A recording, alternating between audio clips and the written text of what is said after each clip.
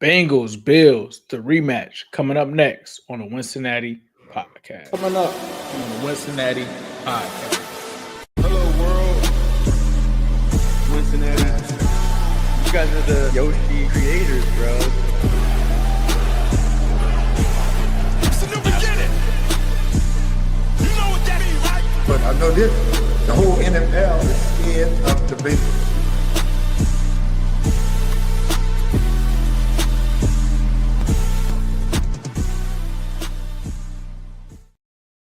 Welcome to the Cincinnati podcast. I'm Ace. He's Zim. It is Buffalo week in Cincinnati. Well, it's actually going to be in Buffalo, but for all of us right now, it's Buffalo week. It's Josh Allen. It's Joe Burrow. It's the Bengals. It's the Bills. It's the rematch. It's playoff implications. Zim, how you doing tonight? I'm good, man. Just sitting back, drinking some hot cider. You know, it's getting colder where I'm at, so we're just trying to stay warm, trying to stay afloat, trying to keep these people knowledgeable on the matchup. I'm ready to go. I'm ready to talk about it. I told you earlier in the week, I've been ready for this matchup pretty much all season.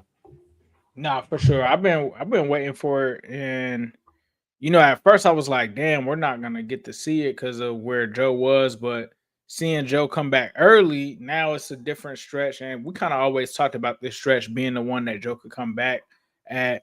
That's what I think makes this game so interesting. I know we've done for the first time in a while. We joined the Twitter space, Buffalo Bills and stuff like that. Shout out to Whittle and those guys over there.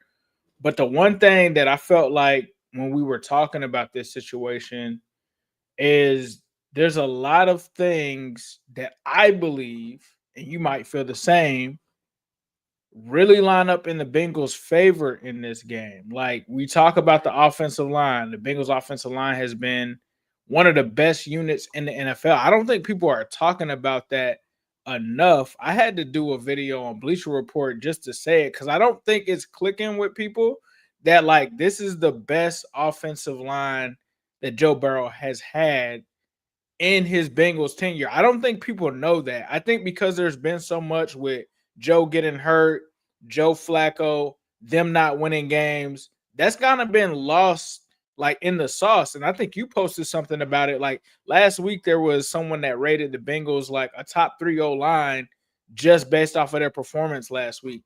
And if you look at it, I know I just looked at it.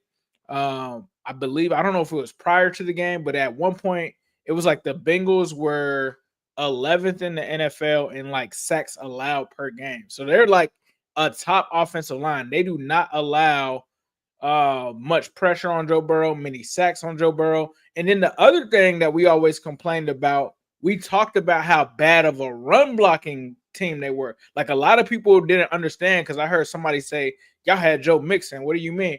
We've always said on this show, and one of the reasons we protected Joe Mixon was that we talked about how bad the run blocking aspect was. That's another much improved aspect of this team. When you talk about a Dalton Risner, when you talk about some of the things they have now they're able to run block and pass block, which makes them extremely dangerous. Like we always, like, bro, when you really think about it, when we used to go at people and talk to them, we always used to be like, boy, y'all better pray that Joe Burrow never gets a line. That literally was my whole thing with the Panay thing, right? I was like, if you give Joe a line, like it's over for everybody. Joe has a line. I don't think that, like, I don't know if people are realizing that, but Joe has a line. Your thoughts on the offensive line, because I've seen you put out a lot of good information. And if you're following Zim at Zim Hude, if you're also following, he also helps run the Cincinnati Pod page at Cincinnati Pod. He's been putting some good tidbits out there about the offensive line. There's a lot of information. I'm gonna go through a couple different things, but I know, like, even I'm gonna shout out to my guy Joe Goodberry. I think he's got some really good stuff too. But just this past week, now I don't just solely just use PFF. That's another thing that I've changed up as far as like different. I like to use different metric systems, but currently, like this past week, like for offensive linemen, Ted Karras was the second rated offensive line with PFSN at an 88.8, only behind Bradley Bozeman.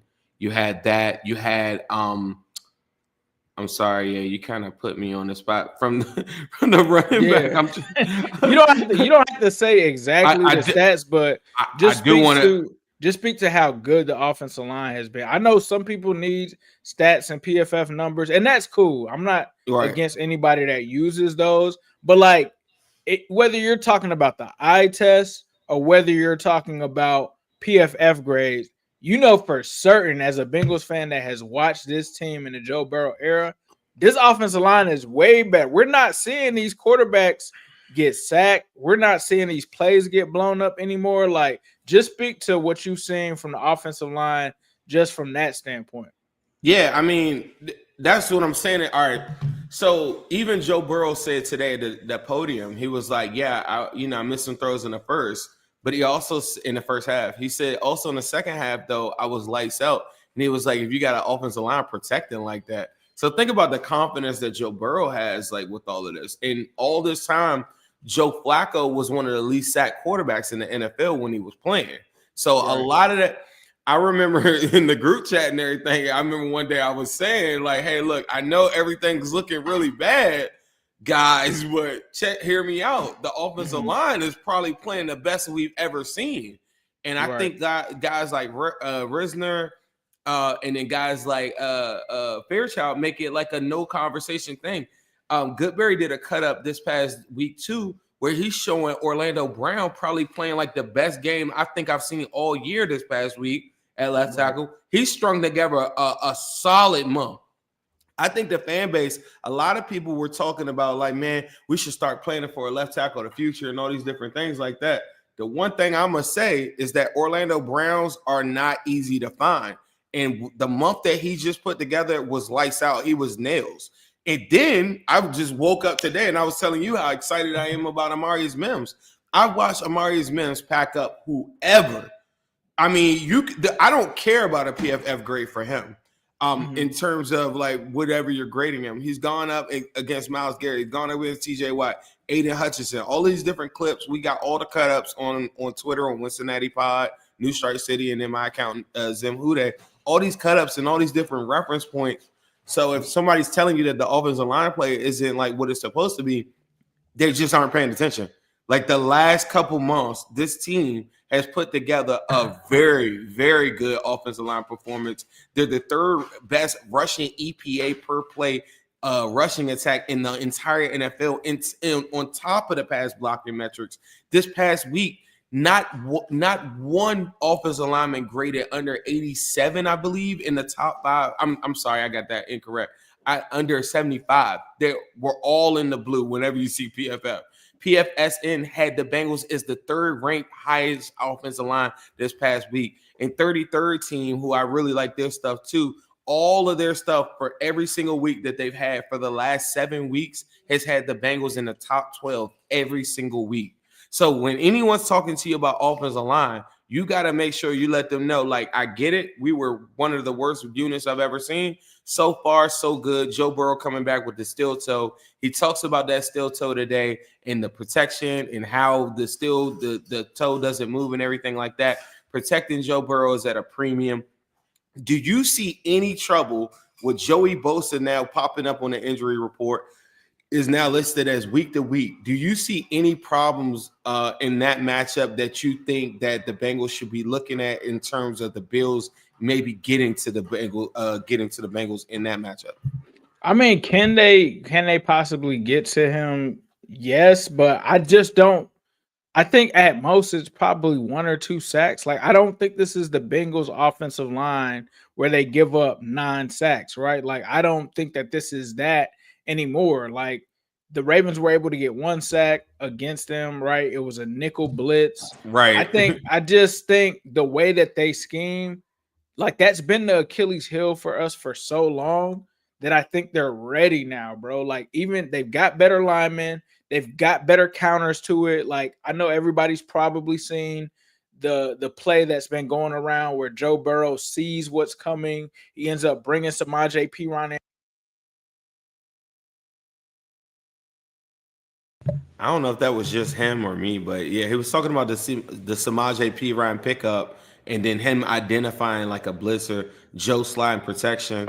A lot of what people are talking, I guess, to me about, I think in the Josh Allen versus Joe Burrow conversation is how are these guys, where do they differ? And to me, the Joe Burrow conversation of what does he do pre-snap is a big functionality of what that I think makes Joe Burrow a better quarterback, in my opinion. I think Josh Allen could throw it further. I think Josh Allen can run better, right? But outside of that, Ace was kind of alluding to like pre-snap. What are you doing identifying those blitz pickups? What are you doing to slide protection? What are you doing to make sure that you get your team in the best play? And I think that carries over more than just actual throws. And I think that's a very, very important part of the game. My bad, bro. I think a salty Raven just tried to like take my Wi-Fi out for they ran out of Thanksgiving. They finally ran out of Thanksgiving turnovers, and they sick because Lamar gave them a lot. So I know they had a lot of turnovers and leftovers or whatever. So like I guess they ran out of that, and then they came on over to Wincy. You know, they was talking about Aaron on the show I was just at. Surprised he didn't show up, right? He didn't show up. I bet they said they saw him at the Bengals pro shop getting a Burrow jersey though. I thought that was the funniest comment. Nah, that's what's up. I mean, like just looking into this game, I'm gonna give you guys some of the advantages and some of the scores and stuff like that from the stat split standpoint. I'm really gonna go off the last 3 games because I feel like we're a different team with Joe Burrow. I know he's only, been back really 1 game, but I really want to speak to that bye kind of week thing because if we're just going off of the whole season stats, I think that's a little bit misleading as it stands at this point. So right now, the Buffalo Bills, the last 3 games, they become more of a rushing team, right? 50.7% rushing plays most of the time. So they're going to run, whereas we have a good run game, but we're only running 38% of the time. We're going to pass 61% of the time in comparison to the Buffalo Bills, who have passed 49% of the time. Yards per play, that advantage is going to go to the Bills for now. You talk about the points per play, that's going to go for the Bills for now. Third down conversion, they're able to convert at 45.2%. Red zone scoring, they're at 50%, where the Bengals are at 22 as it stands right now. Third down conversion, the Bengals are at 38%. When it comes to defensive efficiency, it looks like teams are opting to pass against the Bills. It looks like 50% of the time they're passing, 55% of the time they're passing on the Bengals. It looks like points per play. It looks like that also is going to the Bills as it stands right now. Right. But opponent red zone conversion surprisingly goes to the Bengals. They've only been allowing in the last 3 games 37.5% opponent red zone scoring touchdown percentage. So the Bengals defense is not allowing touchdowns, whereas the Buffalo Bills are allowing 50% from that standpoint. In terms of the turnover margin, we know this. We just got 5 turnovers. So the Bengals have the advantage there in terms of turnover margin. Fumble recoveries percentage, that's also going to the Bengals with 66.6. So obviously they recovered a lot of fumbles in that last game. But the other thing is this team within the Buffalo Bills, they've been turning the ball over a lot actually in the last couple of games. I think that's going to bode well for this Bengals defense. I hear people talking about, how bad the defense is. And to me, I think you're a casual, not saying that the defense isn't bad, but if you don't notice a difference between that bye week until now, I just feel like I'm not trying to insult people, but when I say casual, I mean you've been casually watching these games because you have to be able to tell that the defense has gotten better since the bye week. I mean, one of the first shows that we came on here, I feel like the last couple of shows, we've never said anything bad about the defense. It's been like, hey, man, the offense needs to step it up. But I think the biggest thing that has changed, and I think Joe Goodberry pointed this out, and I think somebody else for the Bengals was able to back this up. They've gone more to more 3-4 fronts than the nickel front. So they've been in that formation more, and it's not a coincidence that they've been better against the run that they've been able to get more pressure with blitzes. So, that was something. Remember, there was a point where Al Golden wouldn't blitz. I remember we used to beg him on Twitter to blitz. Now all we seeing is 0 blitzes. So the defense has drastically changed. And I feel like that really spells a recipe. And I've told you this off the air. I think Geno Stone and them boys gonna get some from Josh Allen. Pause. This Sunday. He gonna be giving it up. I think there's a chance he could give at least 1 or 2. Christmas might come early for the Bengals defense. What are your thoughts on the Bengals defense versus this Bills offense? I think that one of the things that I keep on saying, you said Bengals offense. I mean Bengals defense, right? I'm sorry, Bengals offense. So one thing that's been going on is when I look at the Bills defense, one of the numbers that you were talking about is like people have been passing on the Bills, you say 55% of the time. The crazy thing about it is passing yards per game is one of the lowest in the NFL. In contrast, the Bengals defense is the 31st ranked defense against the run in the NFL. And the Bills also are the 30th ranked run defense in the NFL. So I think the Bills coming into this game are thinking we need to run the football and keep the ball away from Joe Burrow. Now that sounds that sounds like an easy proposition to me if you're going against the Pittsburgh Steelers or like a team that doesn't have like a legit offense. And the reason why I say that is like you could run for 100-something yards and not score a lot of points.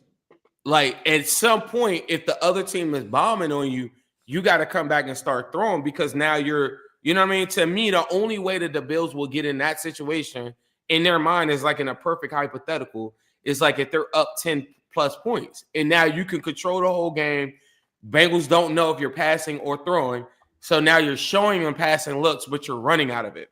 Early in this game, I think the Bengals are going to show them looks like they showed Lamar Jackson. 8 guys at the line of scrimmage on 2nd and 3rd down. And he's got to decipher, is this guy coming at the line of scrimmage to knock out the quarterback? Or is he coming on a run blitz? We don't know. Are they coming or are they going, right? And I think that that's a tough proposition for a team that's saying that they want to solely run. Because if that run doesn't hit on 2nd down, now you're in 3rd and distance, and now you're forced to pass. And so that's where the concept of them trying to run in a perfect world, sure. But it always matters who you're playing. I think when the Bills play the Chiefs, they treat Pat Mahomes like how they should treat Joe Burrow. They put the ball in Josh Allen's hands, and he does miraculous stuff, right? But because he's had those turnovers recently, it's tough for them to get behind that. And that in itself is the reason why I just think that they're in a tough spot. We just saw them 2 weeks ago where in the Texans, they gave up 8 sacks. Now, I know the Texas defense is the best in the league to me. Top 2, top 3. I like them. I like the Seahawks defense. But the concept was they could have ran in that game too at a lot of those different points. They weren't able to do it effectively. And when you're not, and the other team is, threatening to come and do something, now you're forced to throw. Now the Texans don't have a real legit offense. The Bengals do. So now when you're down 7 points, you don't want to lose that lead by messing around on 1st and 2nd down with 2-3 yards. Them runs better hit. Because if they don't hit, you're in trouble. Because when Joe Burrow gets the ball, what do you think he's going to do? He had so many long sustaining drives against the Ravens last week where he's going 10, 11 plays like over and over again. So now you said you wanted to run the ball. You ain't seen the ball in damn near a quarter. You know what I'm saying? So everybody has a plan until they get punched in the mouth. And that's how I look at it. Then in that scenario, which is way more likely to me, is that the game is closer. Now they're saying, okay, we need to get some points on the board because the Bengals are having success or the Bengals are threatening, right? And that's where the throwing in the turnovers, to your point with Battle and Geno Stone, that's where I think that comes into play. But then that's when we go look at the injury report. Dalton Kincaid now showing up 2 hours ago listed as a knee injury on top of the injury he already had. So now he's rehabbing that, and I don't think he's going to play. In the Bills offense, in the passing game, goes through Dalton Kincaid. It doesn't go through Dalton Knox. Dalton Knox can also contribute for sure, but it goes through Dalton Kincaid. Then now we're talking a wide receiver conversation. Now DJ Turner, who's playing some of the best football in the NFL right now can get matched up with Khalil Shakur. Now Dax Hill, who I don't trust against really good wide receivers, now has favorable matchups against Brandon Cooks and Keon Coleman. Right. And you see what I'm saying? So it's like when I go through the matchups on the Bengals defensive side, I could see the Bills running the football. I could also see the Bengals lining up how they just did last week with 7-8 people up front and said, I dare you to run the football now on second down. And now you're looking, now the offense is looking like, well, I got one-on-ones on the outside. Josh, you need to check out of that, right? But now he doesn't know, are these guys blitzing? Are they staying there or whatever? So that's the chess game that I don't think that they're going to like that. Whereas on the flip side, you can't do that to Joe Burrow. He doesn't care if you show him that. We're winning our one-on-one matchups, and I'm winning my Chase Brown out in the open field. And I just don't think that they're going to show those type of looks. If they show those type of looks to a team with T. Higgins and Jamar Chase, we're going to throw for 500 yards on them. So that's the contrast in styles. When everybody told us about this matchup, it was Joe Burrow versus Josh Allen. Now that we're here, they're like, no. We don't want to turn the ball over. We're going to run the football because y'all could get ran on. I'm like, cool, that sounds good, but you better have a lead if you could do that. And I think that's where the defense comes up. It sounds very good. And I think you have brought up, when we just talked last week, you talked about how in the last 2 weeks, the Bengals run defense had actually been good. So now we talk about 3, and that you add a Derrick Henry 50-yard game. I mean, they haven't been bad against the run since they've come back from the bye. Travion Henderson had 30-something yards, and then you had the Derrick Henry, and then you had what was the other one? Jaylen Warren with 60 yards. The last 3 games since the bye, nobody's really ran on them.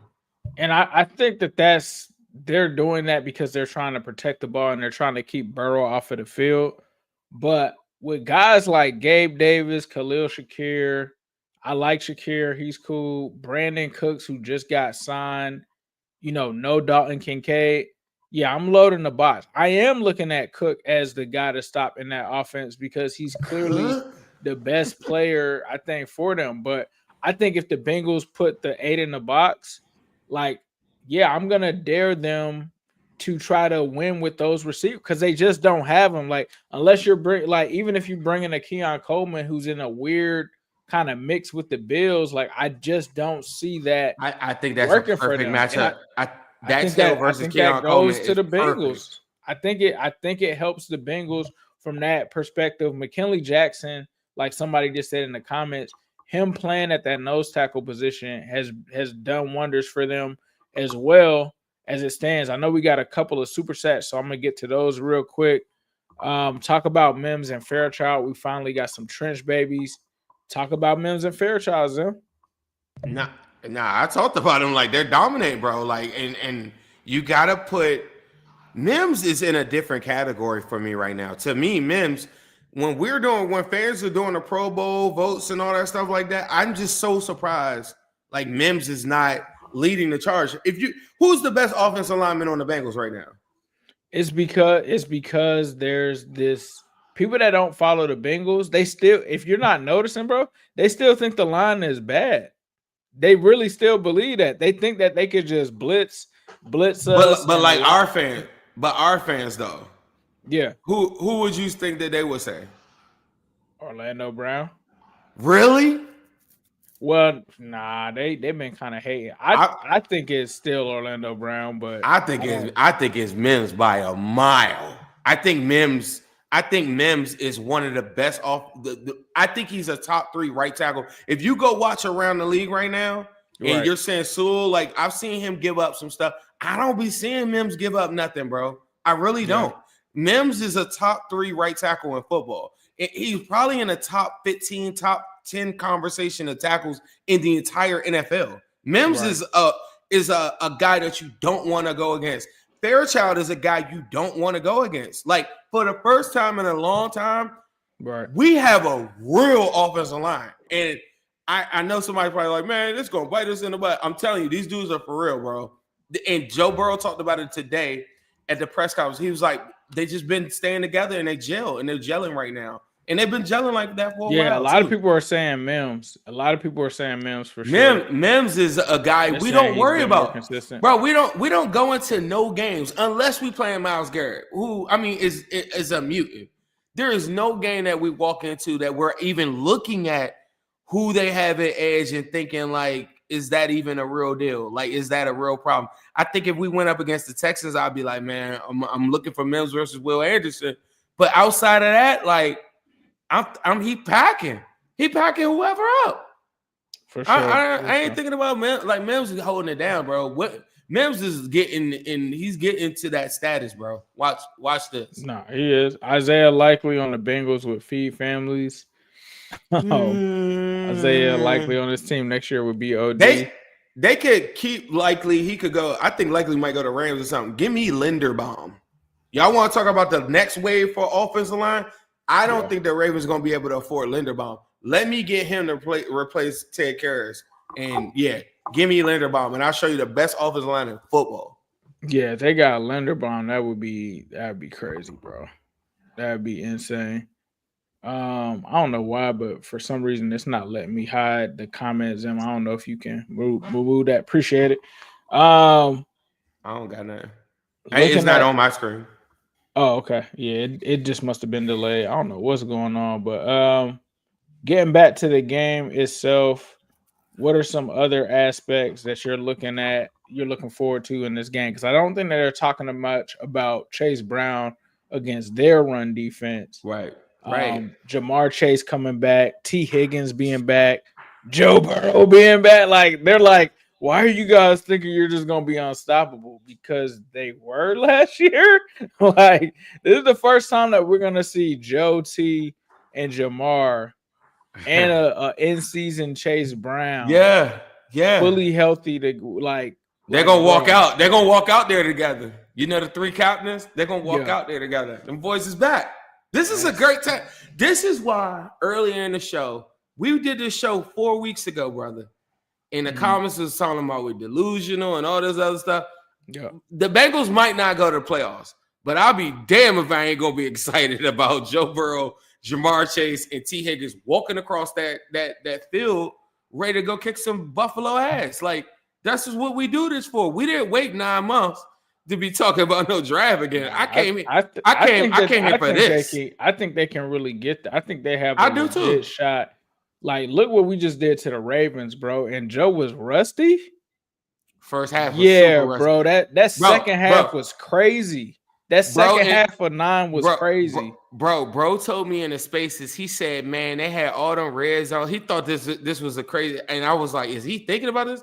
He said, man, they had all them trips to the red zone and they walked away with no points. And I said, yeah, and we scored 32. We still scored 30. You're in trouble. We should have put up 40 or 50. Bro, scored 32, no T. Higgins, and had 3 red zone drives. 2 of them, I think, with no points and one with a field goal. Like 32. You really expect us to have a drive game where we get a turnover and we're on like the 3-yard line and we're not going to score? Like, if you're hoping for that, I don't know what to tell you from that perspective. Like, this offense, and now, like, this is the crazy part. Last year there was a number 1 passing attack already, right? That was with not even anywhere near as a good offensive line as this one. That was without having the run game. Like, now they like, okay, bro, they're gonna find out. And Mike Gesicki is back as well. Noah Fant still out. Like, this is the offense that we wanted to see. This is the offense we talked about. We're back. And now we got Mitchell Tinsley too, and Yoshi. Like, we're talking about a Bills team that look really bad against the Falcons. They look really bad against the Dolphins. They look really bad against the Texans as well too. And a lot of these matchups, they're going 3 and out, not doing anything. Just last week, they had a hard time with Pittsburgh in the first half of that football game. And I look at the Bengals when we play the Patriots and all these other teams, and everybody's been saying this: if you have Joe Burrow, you win those games. I just don't think that the Bills have looked any bit of anything. And when I look at their defense right now, I mean, Tre'Davious White, Maxwell Hairston, guys like that are still out Darius Slay. Darius Slay. They said he's not going to play this week, but who cares? Like, he better not play. But the thing to me is like, okay, so Benford is a guy that I think has been coming on strong lately. I think he even got player of the week from them this past week, right? In that game against a pedestrian Steelers team. So to me, it's like fool's gold. Benford for the season is ranked 108 in cornerbacks in PFF. I don't subscribe to all PFF grades, but I do believe that some of their analyzing, like their information, I think it does carry some bit of weight. He's not at the top of the league. You know what I mean? And now you're putting him in a situation where you're going against Jamar Chase and T. Higgins. And I'm like, what are you going to do? And then we got guys like Yoshi and Taylor Hudson that are now showing up for games. And then you got Chase Brown with 6 consecutive 100-yard games against a 30th ranked run defense in the NFL. In my mind, I want to respect the Bills. I want to make sure that I understand. Well, no, I don't. F the Buffaloes. But I want to be real and I want to be fair. And I'm trying to go through the matchups in my head where I feel like they have the advantage, and I just don't see it. And every time that I'm asking, like, what are these matchups? You can't tell me that you think that Benford is a good matchup for Jamar Chase. Like, you can't tell me that. Absolutely You can't tell me that Tre'Davious White post ACL tear, somewhat of a journey now. You know what I mean? That's a good matchup for a young T. Higgins. Like, none of these matchups really make sense. Now, the guy Shaq Thompson lately has really come on strong. Somebody to really look for is Terrell Bernard, who's now currently has an injury. He has been really bad this season, and they probably don't want him to play. But Shaq Thompson has played really well, and I think that's a guy that screams line to line. He goes sideline to sideline, and he does make plays. That's just not enough for me. Ed Oliver is a guy that I sung his praises at the beginning of the season. He's now on IR. He won't be at the game. Joey Bosa, who has been coming on strong, where he's got 6 forced fumbles throughout the season.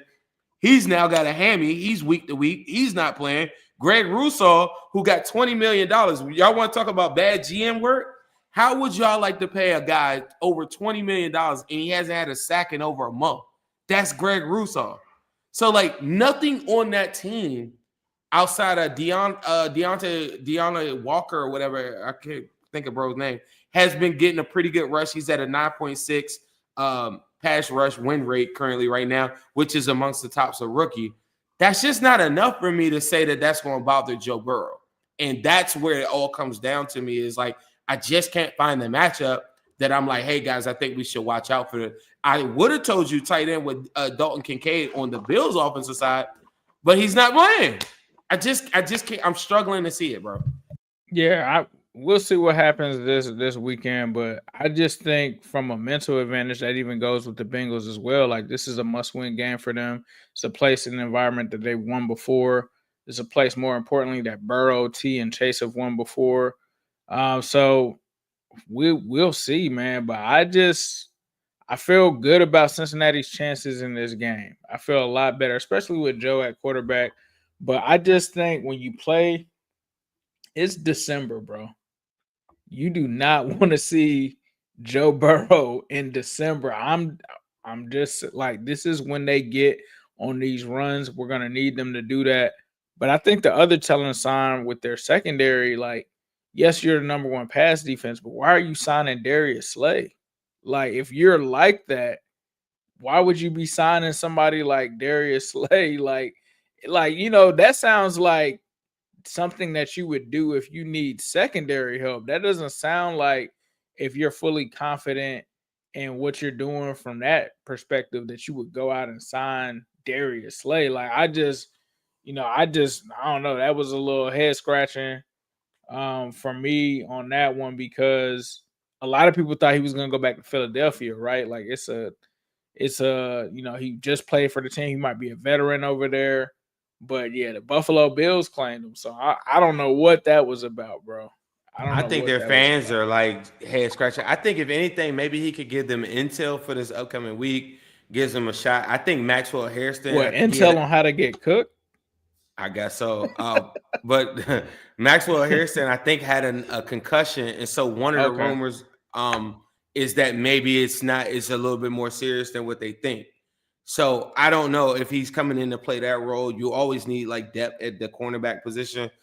I just do not see it. It reminds me of the Steelers conversation. It's just like I just don't see it. I just so maybe maybe in Buffalo. I mean, I think they're gonna give us a good fight, but it seems like to see Vegas has this game at 7.5. Like it's not 7.5.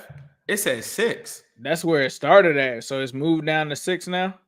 Yeah, and you could go find a couple books at 5.5 for real. Okay, yeah, because I've been betting this one. Like I told you, I've been waiting for this game. Like I've been betting, I've been paying attention. That's why I'm on all of these different players because I'm like looking at all of these different matchups. Like how are these guys performing early in the season? You could have told me Ed Oliver. I'd be like, man, that might be like. But the way that the offensive line playing, I'm just like. Yeah, them not having Ed Oliver is a big like they might not think that we respect them or what. We know exactly who Ed Oliver is because I remember we were talking earlier in the season and you were like, bro, you see how crazy Ed Oliver looked? Like them not having Ed Oliver in that Ravens game, big deal. Like to me, he's the best player on their defense. Like me too, the best player on their defense. Me too. Do you remember what he did to Lamar in that game early in the season? He threw that man 5 yards. You called me. You called me. He was like, bro, he was, and I was like, yeah, bro, he was going. Ed Oliver was going crazy. He was looking like Eric Donald early in that game. He was killing them. And I think that's one thing that they don't understand. Like, we don't have issues for real with like edge rushers. Like, even when it comes to Myles Garrett, when he's super effective, that's when they're lining him up in the interior and rushing from the interior. That's where we had a lot of issues. I mean, you talk about the Aaron Donald and all of that. That's where the issue is. Them not having him there, it's gonna be interesting, bro. That's all I'm gonna say. Like, that's a big thing in our favor. And our interior has gotten better. Like a lot of people haven't talked to that. Like, Bosa possibly. Bosa, and I know that they love they love their backup linemen. But you can't tell me, like, we expect Deion Dawkins to be there, but you can't tell me if Deion Dawkins isn't there, you're comfortable with that. Nah, dog. To me, their Spencer best. Brown. I'm about to say Spencer Brown to me is their bigger. That's like their Mims like guy. They're right tackle, right? Mm-hmm. That's their bigger people mover to me. And I don't know if he plays. I think he might. I'm not sure, but he's got to work himself back out on the field. And right now, we didn't even talk about it. Miles Murphy and Osai. On that side. One right now. Do you know that Osai has 19 pressures in the last 3 games?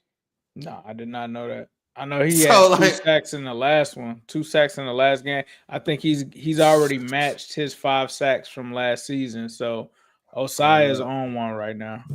Yeah, he's on one. And I just think that they're catching us at a time where, like, I mean, shoot, it could be worse. Joe Burrow could have 10 toes. I mean, he got 9. But I just think that they're catching them at a spot where they feel comfortable. And I don't think that they feel as comfortable. Just a week ago, they were talking about how bad Joe Brady was, blow up the whole thing. They got the win over the Steelers, but the Steelers are trash to me. Like, I just don't.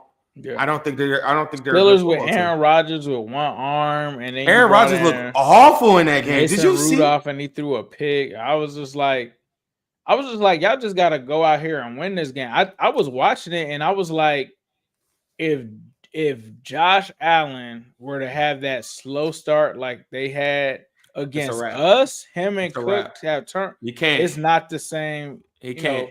It's not the same because Joe might give you one rusty drive, but he's not going to give you no what's Tinsley what's Tinsley first name? Mitchell. I said Michael. Mitchell. He's not going to give you a Mitchell Tinsley stop running on the route. That's T. Higgins out there now. Like you're not going to. So like I've been listening to like some of the Ravens fans. Sometimes I really haven't been listening, but they're trying to justify like, oh, we could have did it. I'm like, bro. You got Rusty 9 at the beginning of the game with Mitchell Tinsley. This is T. Higgins coming out there like he ain't slowing down on no routes. He ain't dropping none of them passes. Like, I'm just letting you know that now. Your boy Rico done sent us a super chat. Hold on, we got Fuzzy that said, Yeah. will Cincinnati be 100% this week? It's seeming like T. Higgins is going to be back. He's trending towards that. Do we really think it's going to be that sweet? I don't know if it's going to be sweet, bro. We're going to talk to you about it. We're going to talk to you about it on Friday. We're going to talk to it. Yeah, we're going to talk about it on Friday. But it's not that I think it's that sweet. I'm just struggling to see where's the advantage. So maybe a Buffalo could help me figure out, like, you Bison can tell me, like, where's the advantage? Like, that's all I'm trying to figure out, because the things that I thought would be an advantage, like Joey Bosa, you got to respect it. Ed Oliver, Kincaid, none of them dudes are there. That's why I wasn't as enthusiastic, I think, last week. I'm like, damn, no Trey Hendrickson. But then they don't even know. I was like a Kincaid truther. I wanted Kincaid to big the Kincaid guy right here. They don't even know that. Rico probably don't even know that. I'm a big dog Kincaid guy. You know what, somebody messaged me today, and I said, man, you know who he reminds me of now?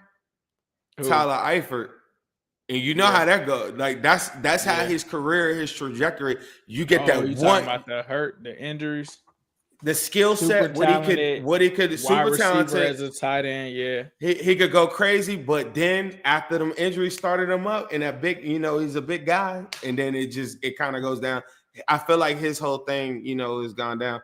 And then the James Cook one, like I said, like I talked about earlier, it's not that James Cook can't go crazy. The Bengals done had plenty of running backs go crazy on him. The difference to me is now that the defense is now showing those fronts, we're daring people to throw. And if you want to run on an 8-man box, be my guest. And I think that's the chess match. It's like, you might want to go James Cook, but I think you're going to have to take your one-on-ones. And I like DJ Turner. And I like Geno Stone to give me a pick. And I like Josh Allen turnovers. So that's how that goes. Yeah, no, for sure. I was going to ask you an off-brand question, but I can't even. It just went that quick. I should have just asked it before that. What was you talking about before James Cook? That might help refresh. Probably Midwest. Midwest. Oh yeah, it's time to pass it over to Midwest Best Barbecue.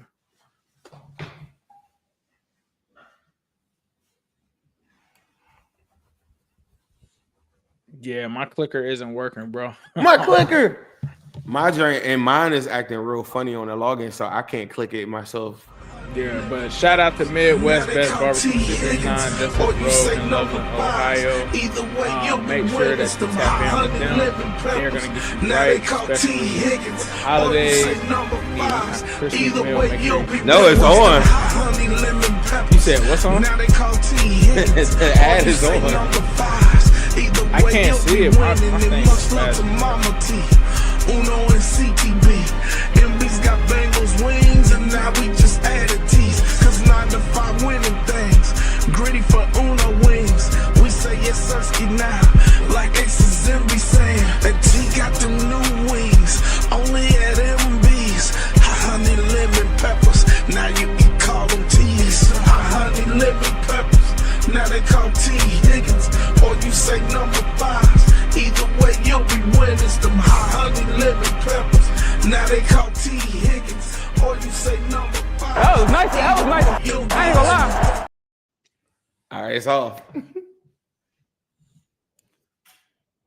That's Best Barbecue. I've just been seeing some glitchy things on my side, but 669 Justice Court, Loveland, Ohio. Let them know Ace and Zem sent you. They got all of your food needs there, whether it's wings, whether it's barbecue, whether it's for the holidays, you want to get them to cater for you. Make sure that you put that order in over at Midwest Best Barbecue. Thank you guys so much for tuning in to the Cincinnati podcast. We appreciate all the love. Make sure you hit that subscribe. Make sure you hit that like button. We appreciate you guys. We will see you next week. Thanks again. Coming up on the Cincinnati podcast. Hello, world. Cincinnati. You guys are the Yoshi creators, bro. It's a new beginning. You know what that means, right? But I know this, the whole NFL is scared of the Bengals.